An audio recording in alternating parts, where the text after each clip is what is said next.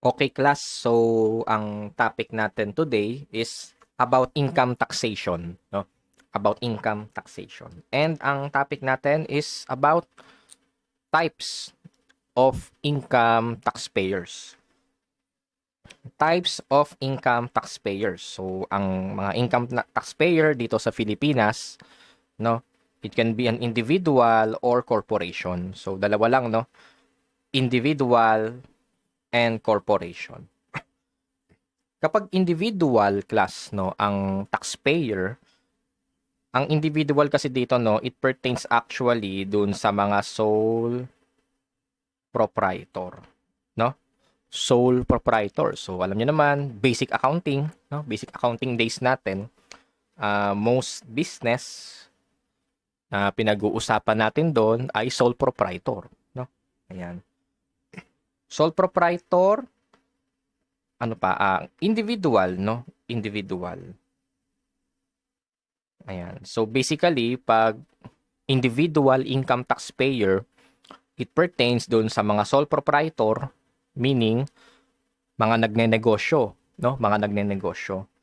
And individual, no? Individual. So, 'di ba? Tandaan kung naaalala nyo pa class, no?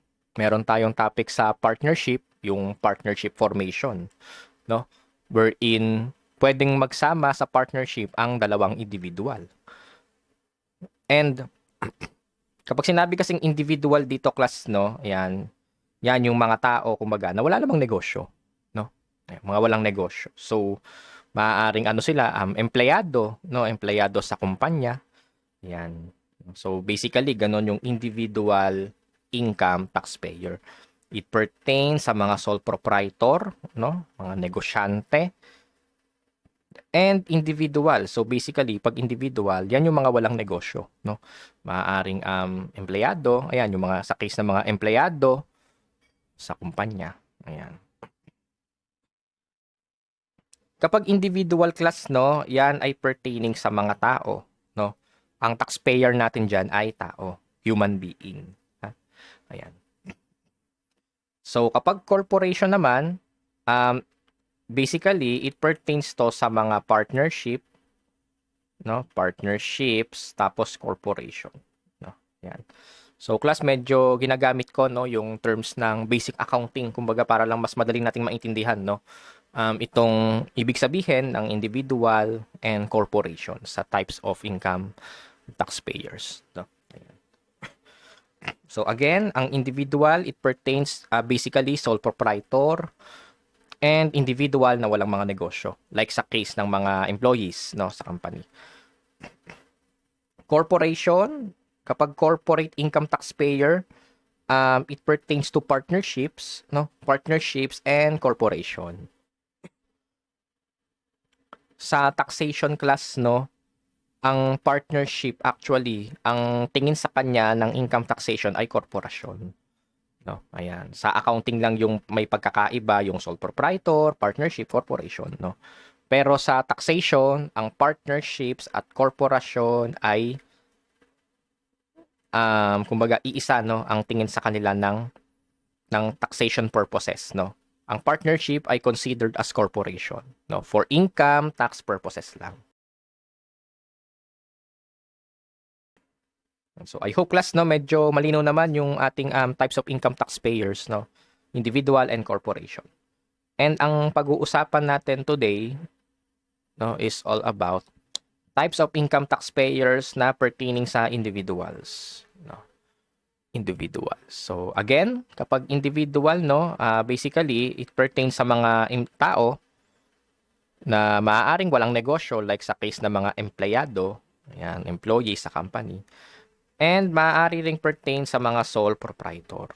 Ayan, sole proprietor.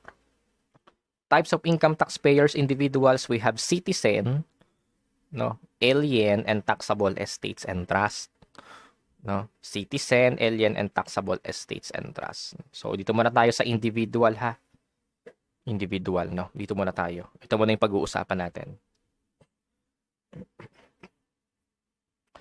Kasi class, no, iba-iba kasi kumbaga ang tax treatment kung ang taxpayer ay individual, tapos kung siya ba ay citizen, basically kasi pag citizen, it pertains no sa mga Filipino, no? Mga Pilipino. Ayan. Alien pertains sa mga foreigner, no? Mga non-Filipino taxpayer, no? Foreigner. Alien, no? Alien. Kapag kasi class nakakabasa kayo ng term na alien sa income taxation, sa pinakamadaling salita, no, ang alien for income taxation purposes, ibig sabihin ng foreigner, no? Mga non-Filipino taxpayer. And number 3, taxable estates and trust, no? Taxable estates and trust. Actually, class, itong number 3, taxable estates and trust, ay hindi natin masyadong pag-uusapan to dito, no? Magfo-focus lang tayo dun sa first 1 and 2, no? Ito kasing number 3, taxable estates and trust, no? It's more of business tax na, no? Hindi to masyadong, kumbaga, or hindi natin masyadong to pag-uusapan sa income taxation. Kasi itong taxable estate, no? Ibig sabihin kasi nan, it pertains sa lahat ng mga properties na naiwan, no? Na ipapamana. Yan, papamana. So example, ikaw na nanonood ngayon, no, meron kang mga property. Ayan, meron kang bahay, meron kang kotse, meron kang mga gadget, meron kang pera sa bangko, meron kang mga alahas. No, ikaw. Tapos namatay ka. No, namatay ka ngayon. Therefore, yung mga property na naiwan mo ay ipapamana mo yan, no? Ipapamana mo yan. So, tawag natin doon sa mga property like yung bahay, yung kotse, yung gadget, yung pera sa bangko, yung mga alahas na naiwan mo kasi patay ka na ipapamana. Ang tawag natin doon estate, no? Estate or inheritance, no? Ayan. And again, hindi natin masyadong pag-uusapan yun dito, ha, class, ha? Yung taxable estate, no? It pertains sa mga property na naiwan ng namatay, na ipapamana. Yan. Trust. Kapag trust naman, no, halimbawa, ako, no, meron akong property. Ayan, tapos, tinransfer ko sa iyo. No? Tinransfer ko sa iyo. With the condition, kumbaga, no, with the condition na pwede mo lang siyang i-transfer sa iyong anak, no? Kapag ako ay halimbawa nawala na, no? Ayan. So tawag natin doon sa pag-transfer ng property ko sa iyo, no? Or yung property na hinahawakan mo from me ay trust, no? Trust ang tawag natin doon, no? Ayan. So ganun lang muna, no, yung number 3 kasi di naman natin masyadong pag-uusapan yan, more of number 1 and number 2 tayo. Citizen and alien. Okay. Unahin natin citizen, no? Citizen. So basically, citizen, it pertains sa mga Filipino, no? Filipino. So ako, for income taxation purposes, Filipino accounting tutorial, no? Sole proprietor yan, no? Sole proprietor. Or sole proprietorship, sorry. Sole proprietorship, ako yung sole proprietor. Ang classification ko for taxation purposes ay citizen dahil ako ay Filipino. No? Ayan. And ikaw, no? Ikaw, kung nakatira ka dito sa Pilipinas, no, Filipino ka, citizen ka. No? Citizen, basically, Filipino. No? Filipino taxpayer. Under the Constitution, citizens are, una, those who are citizens of the Philippines at the time of adoption of the Constitution on February 2, 1987. No? Letter B, those whose fathers or mothers are citizens of the Philippines. No? Take note, ha, ito ay or. No? Or. So meaning, kapag ang iyong father ay Pilipino, tapos ang iyong mother kunyari ay American, no? So ikaw ay considered as citizen, no?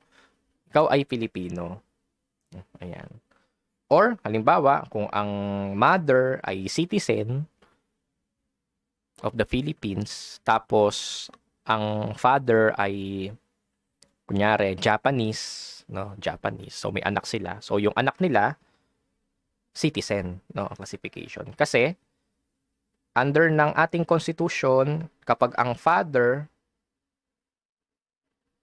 those was fathers or, no? Hindi naman kailangan both parents are Filipino. Kahit isa dyan ay Filipino or citizen, then ang anak, citizen din. No? Those whose fathers or mothers are citizens of the Philippines. Letter C, those who born before January 17, 1973 of the Filipino mothers who elected Filipino citizenship upon reaching the age of majority. No? Ayan. Before kasi class, no, before January 17, 1973 kasi, ganto yung ganap, no. Kunyari, before January 17, 1973, ganto yung ganap. So kunyari, merong Filipino mother, no, may Filipino mother. Ayan, tapos nakapangasawa ng kunyari American, no. Ayan. Ganto class noong before January 17, 1973. Kapag nagkaanak, yung Pilipina at yung Amerikano, so pag may anak sila, no, ang classification ng anak before January 17, 1973, no, ganito yung rule, ang classification niya alien, no, foreigner.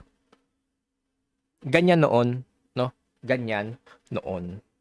And once na ma-reach ni anak yung age of maturity, kumbaga pwede siyang mamili kung gusto niya ba Filipino citizen or hindi, no? Ayan.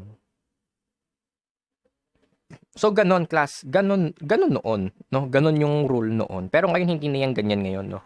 Hindi na yan ganyan ngayon. Ganito lang noong before January 17, 1973. Kapag nagkaanak ang Filipina at foreigner, ang classification ng anak ay alien.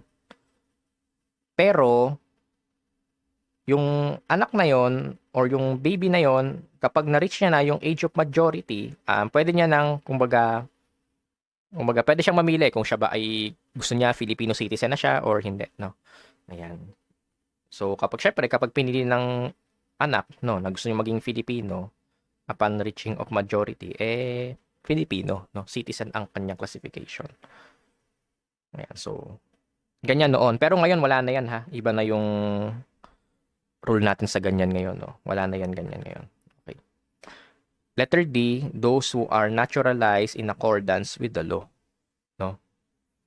So, basically, ito yung, no, ang common to sa mga, di ba, no? Yung mga, sa sports, no? Halimbawa, sa basketball team, ayan, yung mga Amerikano na parte ng ating national team para makalaro, no, as part ng Philippine team sa international competitions, ay dumadaan sila sa naturalization na tinatawag. No? So, ito yung sa case ni Andre Blatch, no, Marcus Douthit, and yung pinaka-recent ngayon si Angelo Kwame, no? Not sure na nakalimutan ko yung first name niya. Pero Kwame yung kanyang surname, no? Ayan. So, mga foreigner na naturalized, no? So, ang tingin natin sa kanila, Filipino na, no? Filipino. Next, classification of citizens. So, ang citizens, it can be resident citizen, a Filipino citizen residing in the Philippines, no? And non-resident citizen. Ayan. Kasi class, kailangan nating malaman ng classification ng taxpayer dahil iba-iba ang tax treatment, kumbaga, no, ng bawat taxpayer. So, kung resident citizen yan, Filipino na residente ng Pilipinas. No? So, ako ay resident citizen. Ikaw na nanonood ngayon, kung nakatira ka sa Pilipinas, resident citizen ka, no? Yan. Madali lang to, no? Kasi Filipino citizen residing in the Philippines. Ayan. And kapag ang taxpayer ay resident citizen class, no, lahat ng income nito generally, no, subject sa tax. Halimbawa, ikaw, resident citizen ka, no? So kung meron kang negosyo dito sa Pilipinas, saklaw 'yan, no, ng taxation power ng government kasi nasa Pilipinas ka, no? Ayan. Ngayon, kung may negosyo ka, tapos nasa Korea naman halimbawa, no? Nasa Korea. So saklaw pa rin 'yan, no, ng taxation power ng government natin kasi ikaw ay resident citizen. So meaning, kapag Filipino, lahat ng income nito nasa Pilipinas man 'yan or wala ay subject sa tax. Ayan. Non-resident citizen, no? Ayan. So pag non-resident citizen class, no, basically Pilipino pero hindi residente ng Pilipinas. No? Pilipino na wala sa Pilipinas, non-resident citizen. No?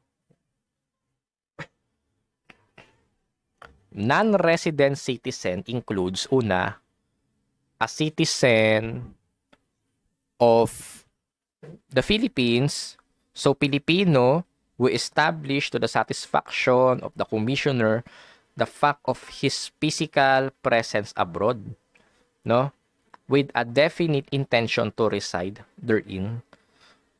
So meaning Pilipino, kumbaga, no, na maninirahan na. Kasi reside therein, no, maninirahan na sa ibang bansa, no. Ayan. Non-resident citizen, no. So halimbawa ikaw, gusto mo nang lumipat sa halimbawa sa Korea, tapos doon ka natitira sa Korea, no? Ayan, tawag sa iyo non-resident citizen na, no? Ayan. Number 2, a citizen of the Philippines who lives, no? Ulit, a citizen of the Philippines. Pilipino na umalis daw sa Pilipinas, no? During the taxable year. Pag sinabi kasi nating class, no, taxable year, it pertains, no, sa calendar year lang, January 1 to December 31. Kapag kasi ang taxpayer natin ay tao, no, kapag ang taxpayer natin ay individual, dapat ang accounting period niya calendar year, no, calendar year. Hindi pwede ang fiscal year sa individual, no. Ayan.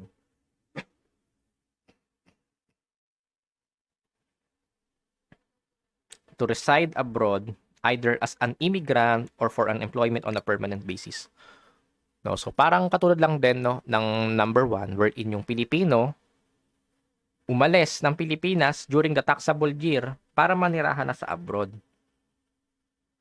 Maninirahan sa abroad, kumbaga as an immigrant, meaning doon na siya titira talaga, no?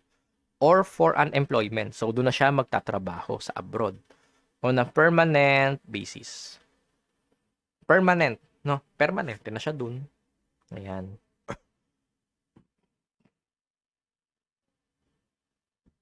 Next, number 3, a citizen of the Philippines. So, Pilipino na nagtatrabaho who works or derives income from abroad, no? And whose employment there it requires him to be physically present, no? Most of the time, or abroad, most of the time during the taxable year. Ito yung sa case ng mga OFW, no? OFW. Or pwede rin sa case ng mga seaman, no? So seaman, ayan, nasa barko, lalayag sa iba't ibang parte ng mundo, no? Ayan. Minsan lang sila umuwi sa Pilipinas. Ayan. Most of the time, kasi may sinabi dito, no, physically present abroad most of the time. Kailan masasabing most of the time? Most of the time is interpreted to mean presence abroad for at least 183 days, no, during the taxable year. So kung ikaw halimbawa pumunta ka ng Korea, no, tapos sa Korea nandun ka for at least 183 days. Kunyari 185 days kang nasa Korea. So most of the time nasa Korea ka, no? Ayan. Number 4, a citizen, so Pilipino, who has been previously considered as non-resident citizen, no? And who arrives in the Philippines at any time during the taxable year. Ayan. Again, pag sinabing taxable year, kapag individual, meaning January 1 to December 31. Ayan. To reside permanently in the Philippines. No? So meaning, yung non-resident citizen, umuwi sa Pilipinas. No? Bumalik ng Pilipinas. Tapos ang intention niya, to reside permanently in the Philippines. So meaning, dito na siya maninirahan ulit sa Pilipinas. No? Ayan. Shall be likewise be treated as non-resident citizen for the taxable year in which he arrives in the Philippines with respect to his income derived from sources abroad until the date of his arrival in the Philippines. No? So, example na lang natin, class. No? Ayan. So, kunyari, ikaw, OFW. No? OFW. Ayan. January 1, December 31. Ayan. Ngayon, dumating ka sa Pilipinas ng, kunyari, dumating ka October 1. No? Ikaw ay OFW. Dumating ka sa Pilipinas October 1. With the intention na dito ka na maninirahan sa Pilipinas. No? Ayan. So meaning, from January 1 hanggang October 1, you are classified as non-resident citizen. No? Ayan. And from October 1 to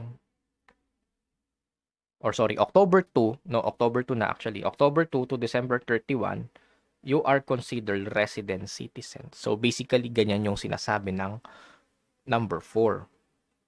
You are non-resident citizen for the taxable year in which he arrives in the Philippines. No? So dumating ka October 1. Therefore, non-resident citizen ka from January 1 to October 1. Yeah. The rest of the calendar year or the rest of the taxable year, ang classification mo ay resident citizen. So I hope clear, no? So illustration, jump tayo sa illustration class, no? Joy, a non-resident citizen, arrives in the Philippines on July 1. No, si Joy, na non-resident citizen, dumating sa Pilipinas July 1 to reside here permanently after working as nurse in Canada for many years. For income tax purposes, what is the classification of Joy for the year 2021? No. The answer, Joy is a non-resident citizen for the year 2021 with respect to her income derived from sources abroad from January 1 until the date of her arrival in the Philippines. No? So kung ito yung taxable year, January 1 to December 31, ayan, si Joy ay dumating ng July 1. No? July 1. Ayan, ulit, di pala kita, ano? So kung ito yung taxable year, January 1 to December 31. So, si Joy dumating July 1. No? July 1. Therefore, si Joy, non-resident citizen siya from January 1 to July 1. No? And, yung natitirang portion ng taxable year, ang classification niya ay resident citizen na. No? Ayan. Ganon no yung sinasabi ng number 4.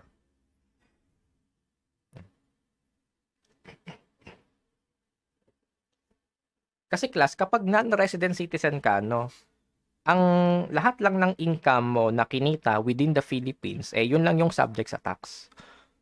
No? Yung mga kita mo sa abroad, no, hindi na yung saklaw ng taxation power ng government. Kung ikaw ay non-resident citizen, no. So kapag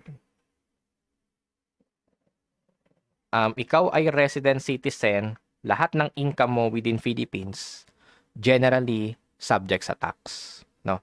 Lahat din ng kinita mo abroad, generally subject sa tax. Kapag resident citizen. Kapag non-resident citizen, kumbaga, lahat lang ng income mo na kinita dito sa Pilipinas, yun lang yung subject sa tax. No? So, lahat naman ng kinita mo sa labas ng Pilipinas, hindi na yan saklaw ng taxation power ng government. Ayan, okay. So, I hope, class, no, kahit pa paano, naintindihan naman, no, si resident citizen and si non-resident citizen. Ito pa lang ang pinag-uusapan natin, no, Filipino. So, paano naman kaya kapag foreigner, no, or alien, yung ating income taxpayer. No? Ayan.